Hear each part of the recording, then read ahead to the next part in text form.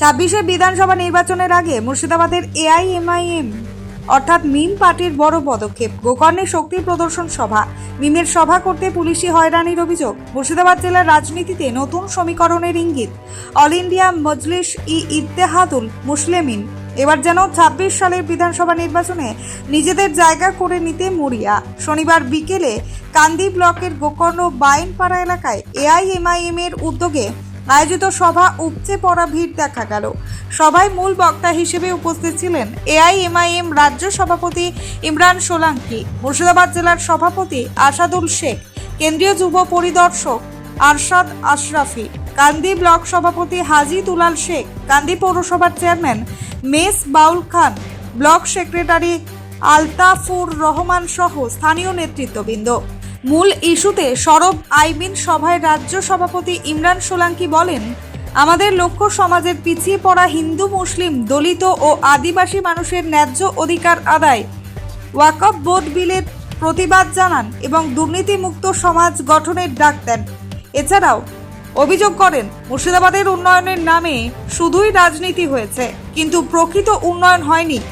২৬ সালের বিধানসভাকে সামনে রেখে এআইএমআইএম এর প্রস্তুতি, রাজনৈতিক মহলে জোর জল্পনা। এই সভা কি তাহলে এআইএমআইএম এর মুর্শিদাবাদে ভোট রাজনীতির জমি তৈরি করার সূচনা? যদিও কান্দির গোকর্ণে মিমের সভা করতে পুলিশি হয়রানির অভিযোগ, অনুমতি নিয়ে মঞ্চ ভেঙে দিচ্ছিল, সভা করতে দিচ্ছিল না বলে সংবাদ মাধ্যমের সামনে তীব্র ক্ষোভ প্রকাশ নেতৃত্বরা। আমরা সভা করছি, আমি ১.৫ মাস আগে এসেছিলাম এখানে। এখন দেখেছি যেরকম আতঙ্ক টিএমসি, পুলিশের আতঙ্ক। আমি ভাবছিলাম আমি আমার বাংলাদেশে আছি না পাকিস্তানে আছি, এটা ভয়। আমি নিজে থেকে ভয়, মানে এত আমি ভাবছি আমি কিছু করে দিয়েছি। তখন দেখে বুঝতে পেরেছি এখানে সংখ্যালঘু 65% আছে কান্দিতে, আর এমএলএ 20 বছর থেকে আছে এখানে নন মুসলিম হয়। করুক, কোনো আমার আপত্তি নেই, নন মুসলিম এমএলএ হোক, এমপি হোক। কিন্তু যেখানে আমাদের আবাদি 65%, ওখানে আমাদের মুসলমান এমপি কেন, এমএলএ কেন হবে না? আমরা ভোট দিয়ে যাচ্ছি আর এরা আমাদের জন্য কথাও তোলে না। আজকে শুভেন্দু অধিকারী আছে তো টিএমসি ছিল, আগামীতে কতদিন থাকবে? এখানে যদি সংখ্যালঘু কম হয়ে যায় না, তাহলে এও বিজেপিতে যাবে। এবং আমি বললাম আমার এটা মনে হয়, কেন টিএমসি তো প্রত্যেকটা টিএমসি লোকের তো বিজেপি চলে গেছে, তো আমাদের এখানে যত আবাদি আমাদের হিস্সাদারি হতে লাগবে। দাদা, আজকে বললেন সভার আগে সকালবেলায় মঞ্চ বাঁধার সময় প্রশাসনের পক্ষ থেকে বাধা দেওয়া হচ্ছিল, কি কারণে, কি বলবেন? দেখুন, আমরা একটা দল করতে নেমেছি এআইএমআইএম। আমার পার্টি সভাপতি হলো ব্যারিস্টার আসাদুদ্দিন ওয়াইসি সাহেব। পুলিশ ভেবেছিল আর এখানকার এমএলএ ভেবেছিল আজ মিটিং আটকানোর চেষ্টা করেছে। তারা ভেবেছিল আমরা আইন জানি না।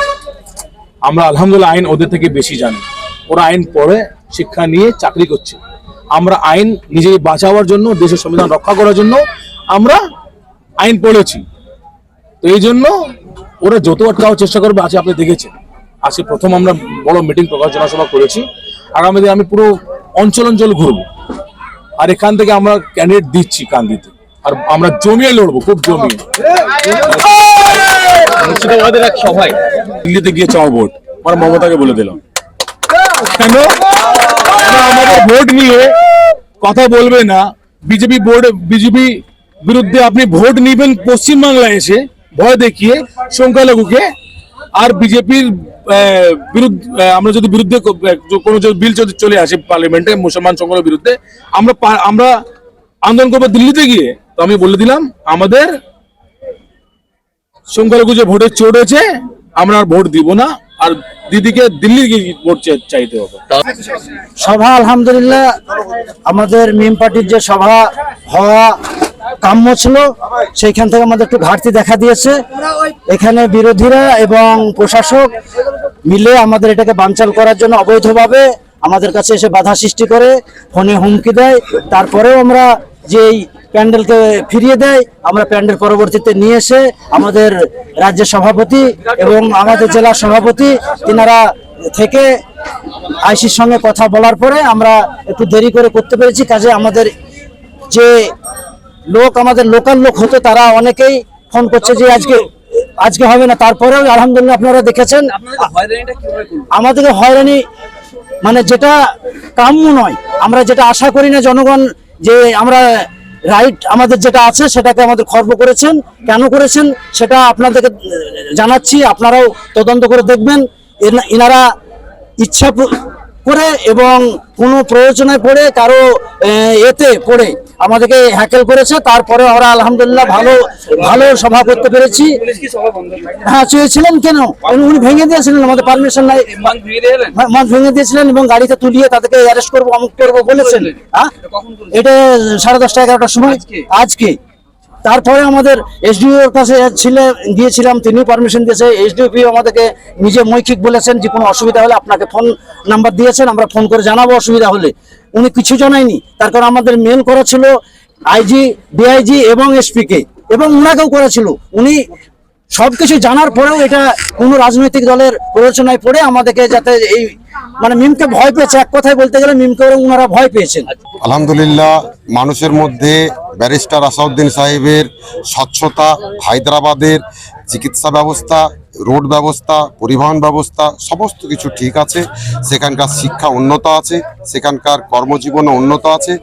সেই সমস্ত জিনিস মানুষ মাল্টিমিডিয়ার মধ্যে দেখে আজকে পশ্চিমবঙ্গ যেভাবে পিছিয়ে আছে রানিং সরকারের প্রলোভনে এবং নানান রকম দুর্নীতির যোগে, মানুষ এখন সেই রাজমিস্ত্রি আর থাকতে চাইছে না, লেবার থাকতে চাইছে না। তারা তাদের যে হক, সেই হকটা তারা আদায় করার জন্য এই স্বচ্ছ পার্টি মিম, এই মিমে দলে দলে সব যোগ দিচ্ছে। হ্যাঁ, তারা নিজেই পরিবর্তন হচ্ছে। এখানে আমরা কোনো সভাতে কাউকে বস্ত্র বিতরণ বা কাউকে টাকা পয়সা দিয়ে ভাড়া দিয়ে নিয়ে আসেনি। যেরকম আজকে টিএমসি যদি কোনো মিটিং হয়, সেখানে মানুষ আনতে গেলে দেখা যায় মিডিয়াতে বলে যে যত লোক বেশি আনতে পারবে তাকে তত প্রাইজ দেওয়া হবে এবং তাদেরকে মাথা পিছু পার হেড কিছু টাকা দেওয়া হয়, তবুও তাদের সমাবেশে লোক হয় না। কিন্তু আলহামদুলিল্লাহ, ব্যারিস্টার আসাউদ্দিনের যে স্বচ্ছতা এবং মানুষের প্রতি ভালোবাসা এবং অন্যায়ের প্রতি প্রতিবাদ করার ক্ষমতা, সেই ক্ষমতা মানুষ দেখেছে মুর্শিদাবাদের, ওয়েস্ট বেঙ্গলের। তারা সকলেই ধীরে ধীরে মিম পার্টিতে যোগ দিচ্ছে। কান্দির গোকর্ণ থেকে অনিমেষ দাস ও উম্মার শেখের রিপোর্ট, চেতনা নিউজ।